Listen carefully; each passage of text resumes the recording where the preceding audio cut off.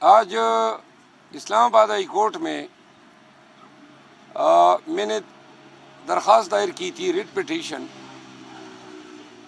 آئی G Islamabad, S S P operation اور S S P C T D کے خلاف میرے گھر میں ڈاکہ زنی کرنے 18 فروری کے صبح 1:30 بجے کے لگ بھگ 2 درجن مسلح نقابپوش سی ٹی ڈی اہلکاروں کے ساتھ میرے گھر میں زبردستی گھسنے، میرے گھر کے دروازے توڑنے، میرے 5 سال کے بچے بہرام کو نیند سے اٹھا کر اغوا کرنے کی دھمکی دینے، میرا لیپ ٹاپ اٹھانے اور میرے کک 60 سالہ شیر غازی کو اغوا کرنے کے حوالے سے میں نے ایف آئی آر کی درخواست دی تھی۔ پولیس نے اپنے افسران کے خلاف پرچہ درج نہیں کیا، جس پر میں ہائی کورٹ آیا۔ آج ہائی کورٹ نے ویڈیو بھی ملاحظہ کی اس واردات کی۔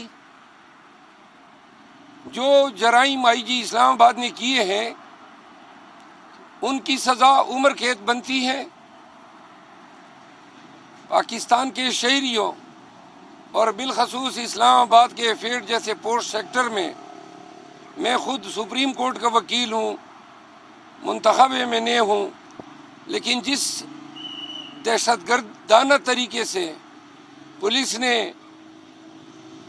ارتکاب جرم کیا ہے، اس پہ عدالت نے بھی افسوس کا اظہار کیا اور حکم صادر کیا کہ اگر میرا کک آج واپس نہیں آتا ہے تو پھر پولیس کے اعلیٰ حکام، S S P C T D, S S P operation عدالت میں خود پیش ہوں گے، اور ساتھ ہی پرچہ نہ درج کرنے پر ایس ایچ او مارگلہ کو کل 10 بجے عدالت میں طلب کیا ہے۔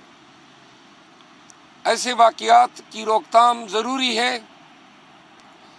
اسلام آباد کی پولیس جرائم پیشہ بن چکی ہے اور وردی میں ملبوس ہو کے ڈاکہ زنی کی کئی وارداتیں یہ پہلے بھی کر چکے ہیں، یہی آئی جی کر چکا ہے، اور ان کی جرأت اب اتنی ہوئی کہ میرے گھر میں گھس کے انہوں نے لیپ ٹاپ بھی چوری کیا۔ میں کل پہلی دفعہ گھر گیا تو پتہ چلا میری کیسیو گڑی بھی اڑائی ہے، پرفیوم بھی اڑائے ہیں، یہ ساتھ اٹھا کے لے گئے ہیں۔ تو آج سے یہ کارروائی کل پہ چلی گئی ہے۔ آئی جی صاحب جو آپ کر رہے ہیں یہ جرائم ہیں، آپ کے ماتحت ایس ایس پی آپریشن اور S S P C T D کو بھگتنا ہوگا۔ دوسرا، میں یہ واشگاف الفاظ میں اعلان کرتا ہوں کہ اگر میری ذات کو کچھ ہوا یا میں اسلام آباد سے اغوا ہوا تو اس کی ذمہ داری آئی جی اسلام آباد پر ہوگی، کیونکہ یہ واضح طور پر یہ اٹیمپٹ کر چکا ہے۔ میں اس معاملے کو نیشنل اسمبلی میں بھی اٹھاؤں گا، اس معاملے کو منطقی انجام تک پہنچاؤں گا۔ دوسرا، آج شہریار افریدی اور شاندانہ گلزار کے کیسز میں تمین عدالت کی کارروائی ہے۔ انشاءاللہ ان کیسز کی پیروی کے لیے بھی میں عدالت کی معاونت کروں گا، کیونکہ وہ کیسز میں نے دائر کیے تھے۔ رانا عامر شہزاد صاحب پی ٹی آئی کے 141 این اے سے کینڈیڈیٹ تھے، ساہیوال سے 14,000 کی زیادہ ووٹوں سے وہ جیتے ہیں۔ وہی فارم 47 میں جیل سازی کر کے ان کو ہرانے کی کوشش کی گئی ہے۔ آج مقدمہ ہمارا فکس ہے، ہم توقع رکھتے ہیں کہ ان کے کیس میں بھی انصاف ہوگا۔ صاحب بتائیے گا کہ رات کو دعا خیر ہوگی پی ڈی ایم کی، پی ڈی ایم 2 کی، وہ کیسے سمجھتے ہیں کہ یہ ملک کیسے چلائیں گے پی ڈی ایم 2 آپ کے فارمولے؟ جس طرح انہوں نے پہلے چلایا 16 مہینے اور جو ابھی تک چلا رہے ہیں ان کے گماشتے کیئر ٹیکر بن کے، لہذا اگر جو نظر آ رہا ہے ساری جلد سازی نتائج میں ان چوروں کو لانے کے لیے کی گئی ہے، اور اگر یہ حکومت چلا سکتے ہیں یا ان میں اہلیت ہے تو 6 مہینوں میں واضح ہو جائے گا. لیکن ان کو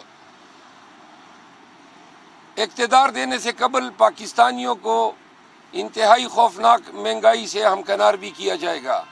28 یا 30 تاریخ تک مہنگائی جو ہے وہ پوری قوم کو گرفت میں لینے جا رہی ہے. آپ کیا سمجھتے ہیں کہ پی ٹی آئی پارلیمنٹ گئے آپ کا کیونکہ پہلی بار پارلیمنٹ کا سفر ہے اس حوالے سے؟ میں نیشنل اسمبلی گیا ہوں تو میں نے پتہ کیا کہ وہ کام کون ہے. تو پتہ چلا کہ جو سیکرٹری ہے نیشنل اسمبلی کا اس کو 11ویں دفعہ جو ہے ایکسٹینشن دے کے سیکرٹری کی سیٹ پہ بٹھایا گیا ہے. جو دوسرا سیکرٹری ہے جو ایڈمنسٹریشن کا ہے اس کو 7ویں دفعہ ایکسٹینشن دی جا رہی ہے. تو میں نے کہا یہ تو ہمیں جدھر ایوان میں لوگوں نے بھیجا ہے وہاں پر پہلے سے ہی اسپیکر نیشنل اسمبلی جو ہیں ان کے بارے میں علم ہوا کہ انہوں نے انتہائی ناجائز بھرتیاں کی ہیں قومی اسمبلی میں. تو لہٰذا سب سے پہلے احتساب تو یہ نیشنل اسمبلی کے سیکرٹری ایڈمن اور یہ جو انہوں نے ناجائز بھرتیاں کی ہیں میں ایوان پہ سب سے پہلا احتساب ان کا کروں گا اور ان کے حوالے سے باسپرس کروں گا کہ یہ پاکستان میں ٹیلنٹ کا قحط ہو گیا, افسران کی قحط ہو گئی کہ یہ 11واں دفعہ کسی آدمی کو آپ سیکرٹری کے لیے ایکسٹینشن دے رہے ہیں اور کروڑوں روپے تنخواہوں کی مد میں لے جا چکا ہے. گورنمنٹ آف پاکستان کی ڈکلیئرڈ پالیسی ہے کہ صرف انتہائی کمپیلنگ یعنی مجبوری کی حالت میں آپ کسی شخص کو ایک دفعہ کنٹریکٹ پہ امپلائی کر سکتے ہیں. ری ایکسٹینشن پہ قطعاً ہے. علم نہیں ہو رہا ہے کہ یہ 11ویں دفعہ اس سیکرٹری کو کس طرح دیا گیا. اسی طرح سیکرٹری ایڈمن جو کوئی ڈی ایم جی افسر ہے وہ حضرت بیٹھے ہوئے ہیں. تو لہذا سب سے پہلا انکاؤنٹر جو ہوا وہ بھی ایسے لوگوں سے ہوا جو قانون سازی کر رہے ہیں, خود قانون کے منافی یہ اپنے مناصب پہ بیٹھے ہوئے ہیں. سر رات شہباز شریف نے کہا ہے کہ اگر آزاد امیدوار حکومت بناتے ہیں ان کے نمبر پورے ہیں تو ہم ان کو ایوان میں ویلکم بھی کریں گے اور مبارکباد بھی دیں گے اور ہمیں خوشی ہوگی. ہمارے نمبر تو پورے ہیں, بس یہ جو انہوں نے فارم 47 میں جیل سازی کر کے ہمارے نمبر جینے ہیں یہ ہمیں واپس کر دیں. اگر تھوڑی سی شرم و حیا ہے اس شہباز شریف کی آنکھوں میں اور رتی بر ضمیر ہے تو اس کو شرم آنی چاہیے ایک ایسے نشست پہ بیٹھنے سے جو اس کا حق ہی نہیں بنتا ہے. ان کو علم ہے نواز شریف اپنی سیٹ لاہور کی آرا ہوا ہے, مریم نواز جو نامینیٹ ہو گئی ہے وزیر اعلیٰ پنجاب وہ اپنی سیٹ ہاری ہوئی ہے, آوا بگڑا ہوا ہے. 80 نیشنل اسمبلی کی سیٹیں انہوں نے چوری کی ہیں اور وہ بھی پہلے فارم 45 پرانے زمانے میں یا آج اس الیکشن سے قبل فارم 45 جو تھا وہ ٹیمپر ہوا کرتا تھا. اب اس دفعہ یہ کیوں نہیں ہوا؟ نمبر 1 نواز شریف کو یہ بتانا تھا کہ عوام نے آپ کی یہ حیثیت کر دی ہے, اور دوسرا اگر پولنگ اسٹیشنوں پہ یہ ڈرامہ ہوتا تو ملک بھر میں لا اینڈ آرڈر کے مسئلے ہوتے. تو پلان بی کے تحت انہوں نے فارم 47 جو ہیں اس کو ٹیمپر کر دیا. مراد صاحب کیا پی ٹی آئی سرپرائز دے سکتی ہے وزیر اعظم کی جب ووٹنگ ہوگی عمر ایوب صاحب بن جائیں گے؟ میرے اطلاعات کے مطابق 21 لگ بھگ حلقے قومی اسمبلی کے وہ الیکشن کمیشن اور ہائی کورٹ سے اسٹے ہو چکے ہیں. اگر 50 کے لگ بھگ حلقے اسٹے ہو جاتے ہیں تو یہ حکومت کس طرح بنائیں گے؟ اس طرح صوبائی اسمبلی کی ان کی سیٹیں اسٹے ہوں گی تو ریزرو ان کی کہاں سے آئیں گی؟ لہٰذا ان کا حکومت بنانے کا جو ہدف ہے وہ پورا نہیں ہو رہا ہے. مروا صاحب بتائیے گا کہ آئی ایم ایف کی تیسری قسط آ رہی ہے, لیکن تیسری قسط میں انہوں نے شرط رکھی تھی کہ فری اینڈ فیئر الیکشن ہوں گے تو ہم تیسری قسط دیں گے. تو اب وہ تیسری قسط دے دی گی کس طرح کی انٹرنیشنل رپورٹ پاکستان کا جو الیکشن ہے اس کے اوپر آپ سپورٹ کریں گے؟ ہم نے پہلے آئی ایم ایف کے ساتھ ڈیل کو سپورٹ کیا تھا, قطعاً نہیں کریں گے تاکہ یہ پیسے ان چوروں کو ملیں اور یہ جناب پھر جو ہیں باہر بھیجیں. آئی ایم ایف کی ڈیل میں free and fair transparent election شرط تھی اور इलेक्शन का इन्होंने ये हाल कर दिया है।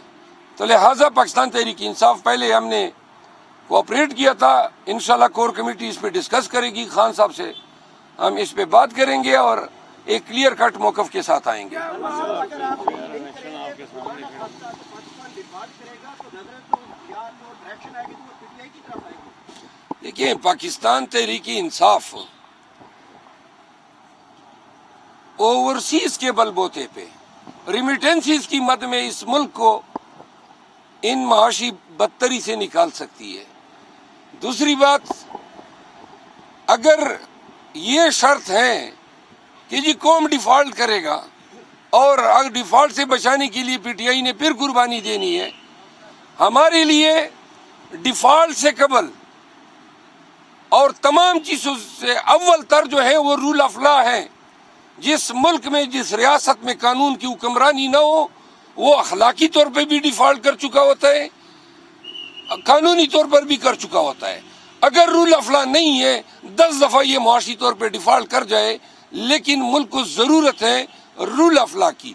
अगर रूल ऑफ लॉ कंप्रोमाइज होती है मुआशी डिफॉल्ट पे, हमारी तरजीह जो है रूल ऑफ लॉ होगी। बहुत शुक्रिया sir, thank you. Bilawal Bhutto कह रहे थे कि हमने बारहा आपसे रिक्वेस्ट की कि हम मिलकर हुकूमत बनाएंगे, तो किस वजह से? यही बात तो मैं कर रहा था कि पीपल पार्टी हमें बार बार कह रहे थे आए मिल के हुकूमत बनाते हैं।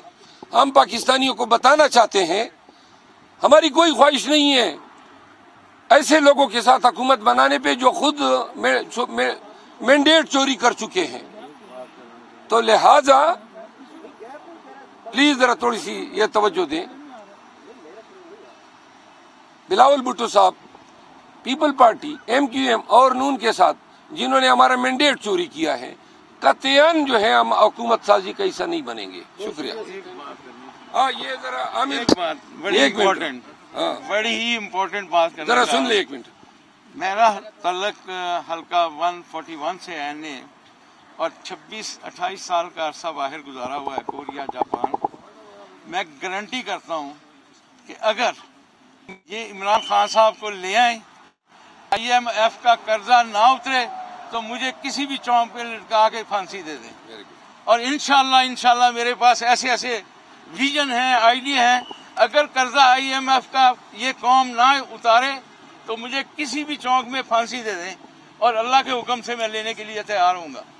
ये कोई मसले नहीं है। इंशाल्लाह जब ऐसे नौजवान, ऐसे जज्बात रखने वाले इंसान इमरान खान के साथ हैं, और इंशाल्लाह हम ये मुल्क भी चलाएंगे और हम IMF का कर्जा क्या, हम कर्जे देंगे इंशाल्लाह लोगों को।